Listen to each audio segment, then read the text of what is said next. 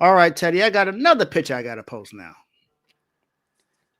This one right here. Yep. So you can see where this is going. Memphis Grizzlies fired head coach Taylor Jenkins 9 games before the playoffs start. Still got 9 games left in the NBA season. They let him go. And you know what? Guess who was in charge of that? GM Zach Kleiman. That's who I'm putting in the doghouse today. He just looks like a tool. Look at him. Just look, I heard all the things that were an issue with the Grizzlies so far. So if you did not watch Refuse to Lose yesterday with me and Joe, I'm going to let you guys know what I said yesterday because we had this topic yesterday. The Grizzlies, since the All-Star break, are 8-11. Now you say, that's not too bad. Yeah, that's not too bad until you hear they've only beaten one team over 500 since January 1st. And you know who that team was? That team was the Dallas Mavericks. And they had 8 players that were out. Mm-hmm. So they blew them out, of course. So you're supposed to win that game. Not only that, they were 36-18 before the All-Star break. They dropped from 2nd place in the Western Conference to 5th place in the Western Conference. And they are technically tied at the 4th spot, but the Lakers currently hold the tiebreaker. Mm-hmm. Zach Kleiman called him to the office and fired him right then and there. Absolutely insane. This is 9 games left in the regular season for your team, and you let your head coach go now?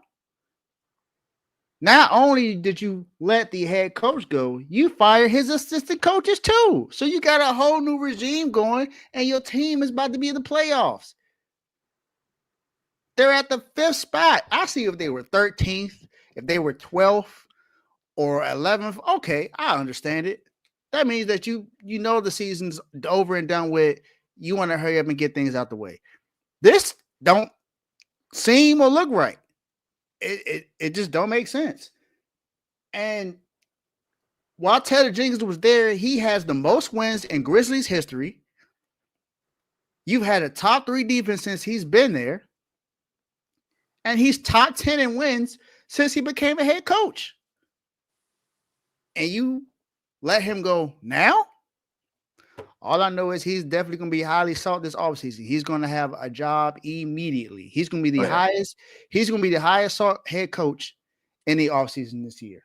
Definitely. You make this decision right now when your team has a chance to go do something in the playoffs. I get it. I understand it. You are looking at what he's done in the playoffs the last few seasons. He hasn't gotten past the second round at all, and he's only gotten to the second round once as a head coach. So I get it. You want something new, but why do that now? You knew all this information before the season started that you only had one playoff series victory. You already knew that.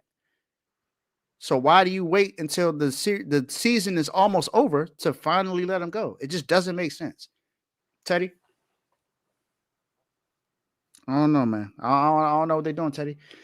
I don't know. I mean, we in the Eastern Conference, so we don't, we're not too worried about that. But yeah, no, it just don't make sense. I mean, you might be worried about it because now you got somebody to replace Spoelstra. Spoelstra not going nowhere. Hey, you never know. You never know. They might hear you complaining on Dave's Doghouse. And you're like, damn. Hey, this is how Heat Nation feels. I ain't say fired, man. I ain't say that. But no, man, this is just stupidity, in my opinion. They're in contention for the playoffs, right? And most of the season, Ja really hasn't been playing. He's been hurt.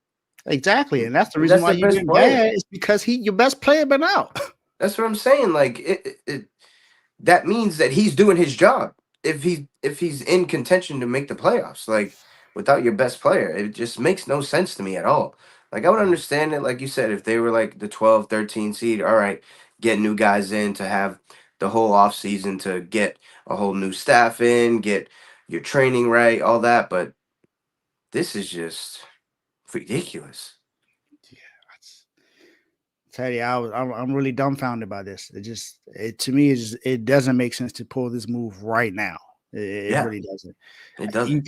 You could have waited until let's say if they lose in the first round. All right, first series it's over. Boom, you can let them go right then and there. Yeah, Fine, we cool. We seen that before.